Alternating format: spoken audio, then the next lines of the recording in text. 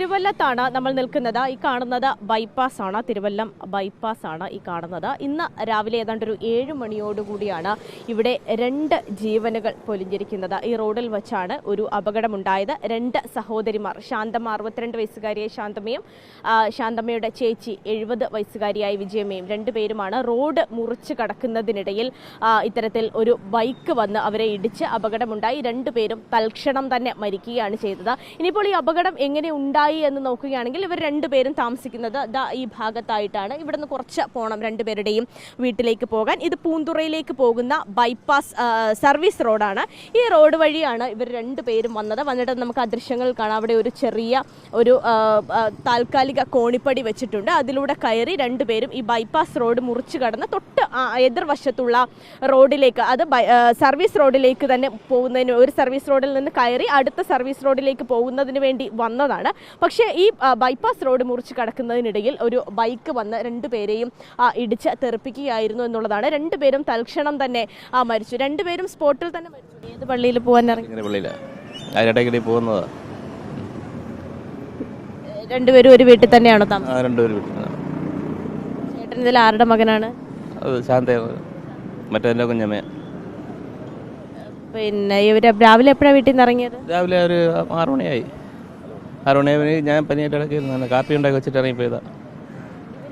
ഈ വഴി വന്നു ഇതിലേക്ക് ക്രോസ് ചെയ്താ അങ്ങോട്ട് പോയത്. ബസ് എവിടെയാണ്? ബസ് സ്റ്റോപ്പ് എവിടെയാണ്? നേരെ അപ്പുറത്തേനാ, മെയിൻ റോഡില റോഡ് ക്രോസ് ചെയ്ത് അപ്പുറത്ത് തന്നെ മെയിൻ റോഡിൽ ബസ് സ്റ്റോപ്പ്. അങ്ങോട്ടേക്ക് പോയതാണ്? അങ്ങോട്ട് പോയതാ. വേറൊന്നും അറിയില്ല. ചേട്ടന് വിവരം അറിഞ്ഞു? ഞാൻ പനിയായിട്ട് അങ്ങനെ ഇപ്പം വിളിച്ച് അയച്ചു വന്നു. എത്ര മക്കളുണ്ട്? 2 പേരും വിവാഹിതരാണ്? ഒരാൾക്ക് എൻ്റെ 3 പേരുണ്ട്, മറ്റേ കുഞ്ഞമ്മയ്ക്ക് ഒരാളുണ്ട്. എല്ലാവരും ഒരിടത്ത് തന്നെയാണോ താമസം? അടുത്തടുത്ത വീടാ, തൊട്ടടുത്ത് തന്നെ വീട്. പള്ളിയിൽ പോകാൻ വേണ്ടി ഇറങ്ങിയത്? പള്ളിയിൽ പോകാൻ ഇറങ്ങിയതാ. എങ്ങോട്ടാ? മെഡിക്കൽ കോളേജിലേക്കാണോ? മെഡിക്കൽ കോളേജിലേക്ക്. ഇതുവഴി ക്രോസ് ചെയ്താണ്. ഇതിനെ ഒന്ന് ഒഴിവാക്കാൻ പറ്റുമെങ്കിൽ അത് ഒഴിവാക്കി. ഇത് അധികാരികളെ വിട്ട് ഇത് ഇങ്ങനെ ക്രോസ് ചെയ്യാൻ പാടില്ല. ഇത് വെച്ചിരിക്കുന്നതുകൊണ്ടാണ് ആൾക്കാർ ക്രോസ് ചെയ്യുന്നത്. ആ പാലത്തിൽ കൂടെയാണ് ക്രോസ് ചെയ്യാറ്. അപ്പം ഇത് ഓരോരുത്തരുടെ ആവശ്യങ്ങൾക്ക് വെച്ചിങ്ങനെയാണ്. ഇത് അടിയന്തരമായിട്ട് ഇതൊക്കെ മാറ്റണം എല്ലാ സ്ഥലത്തും. ഇവിടെ അടുത്തെവിടെയെങ്കിലും ഉള്ള അമ്മമാരാണ്? ഇടയാറുള്ള ആൾക്കാരാണ്. അപ്പോൾ ഞാൻ എയർപോർട്ടിൽ ഡ്യൂട്ടി കഴിഞ്ഞ് വരെയാണ്. അപ്പോൾ ഇവിടെ നോക്കിയപ്പം ഒരു സൗണ്ട് കേട്ട്, അപ്പോൾ നോക്കിയപ്പോൾ ഇവിടെ 2-3 ഇത് കിടക്കണം. ഞാൻ ഓടി വന്ന് നോക്കിയപ്പം ഇവിടെ ഒരു യുവാവ് പരിക്കേറ്റ് കിടക്കുകയായിരുന്നു. അപ്പോൾ അതിൻ്റെ അടുത്തായിട്ട് ഒരു വയസ്സായ അമ്മൂമ്മ ഈ സൈഡിൽ കിടക്കണം. പിന്നെ ബൈക്കിൻ്റെ അടുത്തായിട്ട് വേറൊരാൾ കിടക്കണം. അതാണ് കണ്ടത്. പിന്നെ 108 വിളിച്ച് അവരെ ഹോസ്പിറ്റലിൽ കൊണ്ടുപോയി. പിന്നെ ID കാർഡ് ഉണ്ടായിരുന്നു. ആ ID കാർഡ് എടുത്ത് നോക്കിയിട്ട് അവരെ ബന്ധുക്കളെ, കൗൺസിലറെ വിളിച്ച് പറഞ്ഞ്, ബന്ധുക്കളെ വിളിച്ച് പിന്നെ ഇവിടെ നാട്ടുകാരെല്ലാം കൂടെയാണ് ആംബുലൻസ് 2 ആംബുലൻസിലായിട്ട് കയറ്റി കൊണ്ടുപോയത്. സ്ത്രീകൾക്ക് 2 പേർക്കും നന്നായി പരിക്കും? അല്ല, അവർ സ്പോട്ടിൽ തന്നെ മരിച്ചായിരുന്നു. കാരണം ഒരാൾ ഇടിച്ച് ആ ഫസ്റ്റ് റൈറ്റ് സൈഡിൽ പോയി, മറ്റേ ആൾ ബൈക്കിൻ്റെ ഒപ്പം തന്നെ കുറച്ച് ദൂരം കഴിഞ്ഞിട്ടായിരുന്നത്, പയ്യനുമായിട്ടായിരുന്നത്. കൈ പിടിച്ചെന്തോ വരും? അത് 2 ബന്ധുക്കളെന്നാണ് അറിയാൻ കഴിഞ്ഞത്. അത് ഏറ്റവും വലിയ പ്രത്യേകത എന്ന് വെച്ചാൽ ഇവിടെ എന്ന് വെച്ചാൽ ഒരു നാഷണൽ ഹൈവേ റോഡാണ്. അശാസ്ത്രീയമായ ഒരു രീതിയാണ്. കാരണം എല്ലാവരും ആൾക്കാർ തിങ്ങി പാർക്കുന്ന സ്ഥലമാണ്. അപ്പോൾ എല്ലാവരും റോഡ് ക്രോസ് ചെയ്യുന്നു. നിരവധി അപകടങ്ങളാണ് ഉണ്ടാകുന്നത്. ഏറ്റവും വലിയ ഇതെന്ന് വെച്ചാൽ ഇവിടെ തിരുവല്ലത്തെ പാലം തന്നെ അശാസ്ത്രീയമായി ഉണ്ടാക്കി ജനങ്ങൾക്ക് ഭയങ്കര ബുദ്ധിമുട്ടാവും. വണ്ടി ഓടിക്കണമെങ്കിൽ പാടാണ്. നമ്മൾ ആ റോഡ് ക്രോസ് ചെയ്ത് വരുമ്പോൾ നമ്മൾ എങ്ങോട്ട് പോകണമെന്ന് ആർക്കും അറിയില്ല. ഞാൻ റോഡ് സേഫ്റ്റിയുടെ ക്ലാസ് എടുക്കാൻ പോകും പല പ്രാവശ്യം ഇത് ആവശ്യപ്പെടുന്ന ഒരു കാര്യമാണ്. നമ്മൾ തിരുവല്ലത്തിന് പരശുരാമ ക്ഷേത്രത്തിൽ ഇങ്ങോട്ട് വരുമ്പോൾ നമ്മൾ അവിടെ നിന്ന് ക്രോസ് ചെയ്ത് വരുമ്പോൾ നമ്മൾ ബേക്കിൽ നിന്ന് വണ്ടി വരും, ഫ്രണ്ടിൽ നിന്ന് വരും. നമ്മൾ എങ്ങോട്ട് നോക്കണമെന്ന് നമുക്കറിയില്ല. അപ്പോൾ ആരെയും കുറ്റം പറയാം. പക്ഷേ വാഹനങ്ങൾ സ്പീഡിൽ വരും, എല്ലാവർക്കും പോകണം. എല്ലാ വാഹനങ്ങൾ ദിവസം കഴിഞ്ഞ് തിങ്ങി നിരങ്ങുകയാണ്, ഒരുപാട് വരുന്നത്. പക്ഷേ ആൾക്കാർക്ക് സഞ്ചരിക്കുന്ന സ്ഥലം കുറവാണ്. അശാസ്ത്രീയമായി ഉണ്ടാകുമ്പോൾ അതിനൊരു പരിഹാരം പോലും ഇല്ല. ഇത്രയും വലിയ സ്പീഡിലാണ് എയർപോർട്ടുണ്ട് കൊച്ചി, ഇതുപോലെയുള്ള എയർപോർട്ട് റെയിൽവേ സ്റ്റേഷനിൽ പോകുന്ന വാഹനങ്ങളാണ് രാവിലെ സ്പീഡിൽ വരുന്നത്. ആ വാഹനം കൊണ്ട് നമ്മളെല്ലാവരും ഒരു കാര്യം മനസ്സിലാക്കുന്നത് വെച്ച് കഴിഞ്ഞാൽ, നമ്മൾ ഇന്ന് ഈ ചർച്ച നടത്തി ഇതങ്ങ് അവസാനിപ്പിക്കുകയാണ്. 2025 കണക്ക് നോക്കിയാൽ 4800 ആൾക്കാർ മരിച്ചിട്ടുണ്ട്. അതിന് ഇരട്ടി ആൾക്കാർ അപകടം പറ്റി കിടക്കുന്നുണ്ട്. ആർക്കും നമുക്ക് തന്നെ റോഡ് സേഫ്റ്റി റാഫ് എന്ന സംഘടനയ്ക്ക് ഒരുതുണ്ട്. ഒരിറ്റ് ശ്രദ്ധ ഒരുപാട് ആയുസ്. ഒരു ശ്രദ്ധയില്ലാത്തതിൻ്റെ ഇതാണ്. അപ്പോൾ എല്ലാവർക്കും പെട്ടെന്ന് പോവുക. ഇപ്പോൾ എല്ലാവരും ഹെൽമെറ്റ്, നമ്മൾ പോലീസുകാർ എല്ലാവരും ചെയ്യുന്നത് ഹെൽമെറ്റ് പരിശോധന നിർബന്ധമാക്കുക. ഹെൽമെറ്റ് മാത്രമേ പരിശോധിക്കുള്ളൂ, വേറെ ഒന്നും പരിശോധിക്കുന്നില്ല. മറ്റുള്ള തെറ്റ് കാണാൻ ഇതിപ്പോൾ ഞാൻ ചോദിക്കട്ടെ, ഒരു സാധാരണ അപകടമായിട്ട് എന്നും പോകുന്നത്. നിരവധി മദ്യത്തിനും മയക്കുമരുന്നിനും കഴിച്ചുകൊണ്ട് ഒരുപാട് വാഹനം ഇടിച്ച് നിരപരാധികളെ കൊല്ലുന്നു. പിറ്റെന്ന് പറഞ്ഞാൽ റോഡ് അപകടങ്ങളിൽ മാത്രമായി മാറുകയാണ്.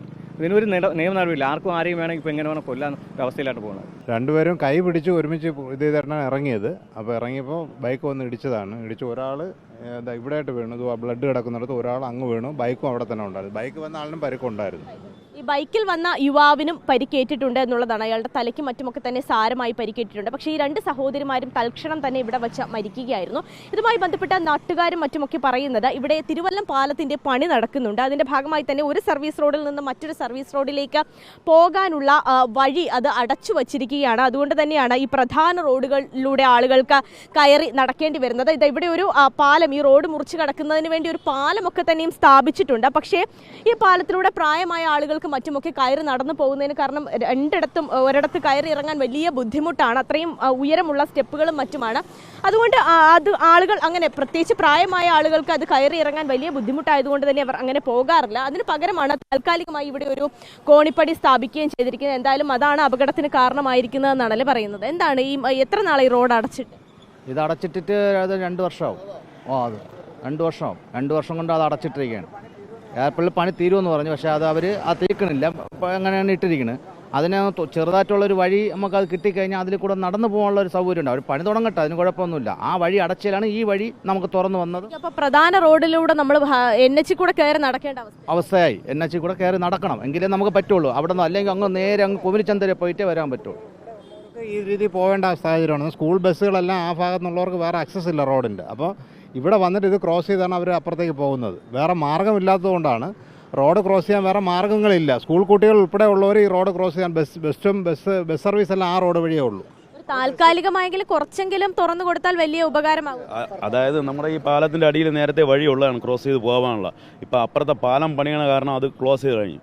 അപ്പം നടന്നു പോകുന്നവർക്ക് വലിയ ബുദ്ധിമുട്ടാണ്. അങ്ങനെയാണെങ്കിൽ ആൾക്കാർ ഈ വഴി ആശ്രയിക്കുന്നത്. ഇത് എപ്പോഴായിരുന്നാലും അത് ഭയങ്കര ബുദ്ധിമുട്ടാണ്. മെയിൻ ഹൈവേക്ക് ഈ ക്രോസ് ചെയ്യുന്നത്. ഇതിനു മുമ്പേ അപകടങ്ങൾ ഉണ്ടായിട്ടുണ്ട്.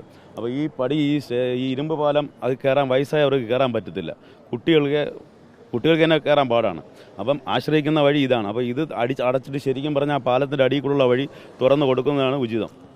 ഈ പറഞ്ഞതുപോലെ തന്നെയാണ് ഒരു സർവീസ് റോഡിൽ നിന്ന് മറ്റൊരു സർവീസ് റോഡിലേക്ക് പോകുന്നതിന് വേണ്ടി അവിടെ വഴിയുണ്ട്. പക്ഷേ ഈ പാലം പണിയുടെ ഭാഗമായിട്ട് അത് ഏതാണ്ട് ഒരു 2 വർഷത്തോളമായി അടച്ചിട്ടിരിക്കുകയാണ്. അപ്പോൾ എത്രയും പെട്ടെന്ന് താൽക്കാലികമായി ഒന്ന് നടന്നു പോകാനെങ്കിലും, വാഹനങ്ങൾ വിട്ടില്ലെങ്കിൽ കുഴപ്പമില്ല, താൽക്കാലികമായി നടന്നു പോകാനുള്ള ഒരു സൗകര്യമെങ്കിലും അവിടെ ഒരുക്കി കൊടുക്കണം. ഇല്ലാത്ത പക്ഷം ഈ NH-ലൂടെ കയറി നടക്കേണ്ട സ്ഥിതി വരും. വാഹനങ്ങൾ വലിയ സ്പീഡിലാണ്. പ്രത്യേകിച്ച് ആ ജംഗ്ഷൻ നമുക്ക് നോക്കി കാണാം, ഒരു ഇറക്കമാണ്. അപ്പോൾ പെട്ടെന്ന് വാഹനങ്ങൾ വരും. അപ്പോൾ ഇവിടെ റോഡ് ക്രോസ് ചെയ്യുമ്പോൾ, പ്രത്യേകിച്ച് പ്രായമായ ആളുകളൊക്കെ ആണെങ്കിൽ റോഡ് ക്രോസ് ചെയ്യുമ്പോൾ കൃത്യമായി ക്രോസ് ചെയ്ത് അപ്പുറത്തേക്ക് എത്താൻ സാധിക്കില്ല. അത് വലിയ അപകടത്തിന് കാരണമായേക്കും. അതുകൊണ്ട് എത്രയും പെട്ടെന്ന് തന്നെ താൽക്കാലികമായാണെങ്കിലും നടക്കാനുള്ള ഒരു വഴി അവിടെ തുറക്കണം എന്ന് തന്നെയാണ് എന്തായാലും നാട്ടുകാരും ആവശ്യപ്പെടുന്നത്. എന്തായാലും 2 ജീവനുകളാണ് ഇന്ന് രാവിലെ ഇവിടെ പൊലിഞ്ഞിരിക്കുന്നത്. വളരെ ദാരുണമായ ഒരു സംഭവം തന്നെയാണ് ഉണ്ടായിരിക്കുന്നത്. 2 സഹോദരിമാരും അവർ തമിഴ്നാട് ഭാഗത്തേക്ക്, ആറ്റിൻകര ഭാഗത്തേക്ക് ഒരു പള്ളിയിൽ പോകുന്നതിന് വേണ്ടി രാവിലെ ഇറങ്ങിയതാണ് വീട്ടിൽ നിന്ന്.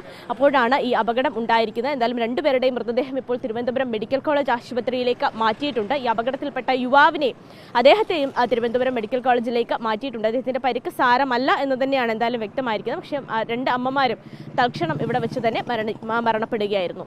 വീഡിയോ ജേർണലിസ്റ്റ് റിജോയ്ക്കൊപ്പം സ്വാന്തന സാജു, റിപ്പോർട്ടർ, തിരുവനന്തപുരം.